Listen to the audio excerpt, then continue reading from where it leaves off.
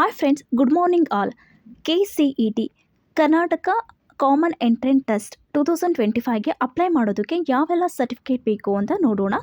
Common online application for following courses 2025, UGCET engineering, UG NEET medical or ಡೆಂಟಲ್ಗೆ apply ಮಾಡುವಂಥದ್ದು, UG AYUSH Ayurveda, Unani, yoga, Unani, Siddha, homeopathy ಕೋರ್ಸಸ್ಗೆ. ಇನ್ ಪಶು ವೈದ್ಯಕೀಯ R ಕೃಷಿ ವಿಜ್ಞಾನ, ಕೃಷಿ veterinary science, farm science, agriculture, ಇನ್ನು architecture, nursing, pharmacy, paramedical courses, BPO or BPT or AHS ಅಂದರೆ applied health sciences ಅಥವಾ ಪ್ಯಾರಾಮೆಡಿಕಲ್ ಕೋರ್ಸಸ್.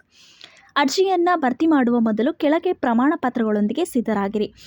ಅಪ್ಲಿಕೇಶನ್ ಫಿಲ್ ಮಾಡಬೇಕಾದ್ರೆ ಯಾವೆಲ್ಲ ಸರ್ಟಿಫಿಕೇಟ್ ಬೇಕಂತ ನೋಡೋಣ.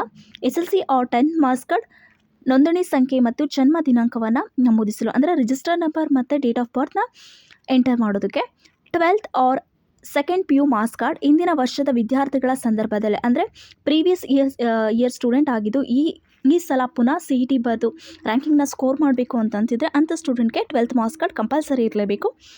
RD ಸಂಖ್ಯೆ ಅಂದರೆ ಜಾತಿ ಆಗಿರ್ಬೋದು, ಇನ್ಕಮ್, ಕೆನಿರಹಿತ, ಲೇಯರ್ ಪ್ರಮಾಣ ಪತ್ರ, HK ಹೈದರಾಬಾದ್ ಕರ್ನಾಟಕ ಪ್ರಮಾಣ ಪತ್ರ ನಮೂದಿಸಲು ಎಲ್ಲ ಮೀಸಲಾತಿಗಳ ಪ್ರಮಾಣ ಪತ್ರಗಳು ಅಂದರೆ ಕ್ಯಾಸ್ಟ್ ಸರ್ಟಿಫಿಕೇಟ್ ಆಗಿರ್ಬೋದು, ಇನ್ಕಮ್ ಸರ್ಟಿಫಿಕೇಟ್ ಆಗಿರ್ಬೋದು, ನಾನ್ ಕ್ರಿಮಿ ಲೇಯರ್ ಸರ್ಟಿಫಿಕೇಟು, ಆಮೇಲೆ HK ಹೈದರಾಬಾದ್ ಕರ್ನಾಟಕ ಸರ್ಟಿಫಿಕೇಟು, ನೀವು ಯಾವುದಕ್ಕೆಲ್ಲ ಕ್ಲೈಮ್ ಮಾಡ್ತಾರೋ ಆ ಒಂದು ಸರ್ಟಿಫಿಕೇಟ್ ನಿಮ್ಮ ಹತ್ರ ಇರಬೇಕು.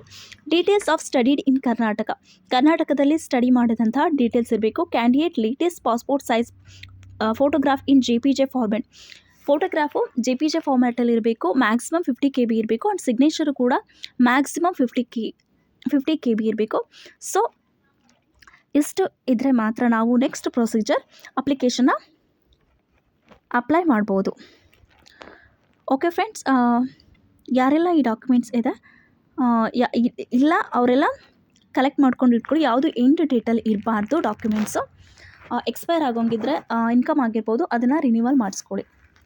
Okay friends, thank you all.